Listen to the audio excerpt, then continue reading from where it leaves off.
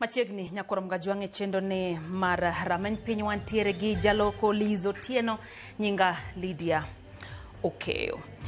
Jandiko mar gazet mar People Daily e kaunti ma Homa Bay Habil Onyango sani remo saso kama bang' jomoko monje kendo goe nikech nasigana manyocha otimo makwedo mibadhi. Koloso ko Jafwambo tenebwa ma Homa Bay e kinde thieth, Habil wacho ni ochope magawa moro Homa Bay kendo kanyo mano monje kitude kod ndiko report moro e oboke mamieno jatij kaunti ma Homa Bay mayuda soya kendo ndiko jiti che yora panda hataro mar chik. Riwruok mar Jafwambo e kaunti ma Homa Bay kokalo hetendgi okuongo timno kendo dwaro ni onon wachno motegno gikone nyaka koro chiwarita motegno na Jafwambo kendo chiw luor ne tij fwambo.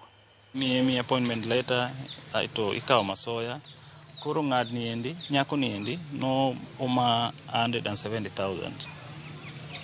Koro story no appear on the People Daily gi Western Insight. Koro kana dhi kar kanyo endo kare nyako mane miyo moro achiel matiyo lands neni kar kanyo endo nobedo touch ene mano kao one of the receivers mag bribes. Jogi nokawo nyaka simba magi yawo Facebook account mara magi apologize on my behalf.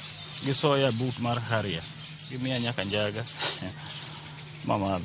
Kendo wakwayo police ni mondo bi omak achije ang'wen mano organize motimo kendo mohinyo Habil Onyango to bende equipments ge mag tich bende omaye.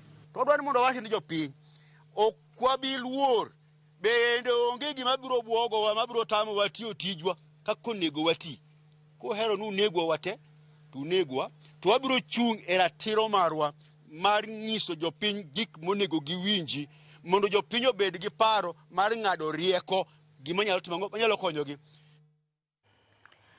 Moko kuom jodak e kaunti ma Migori dwaro ng'eyo kaka omenda maromo siling milion 1.7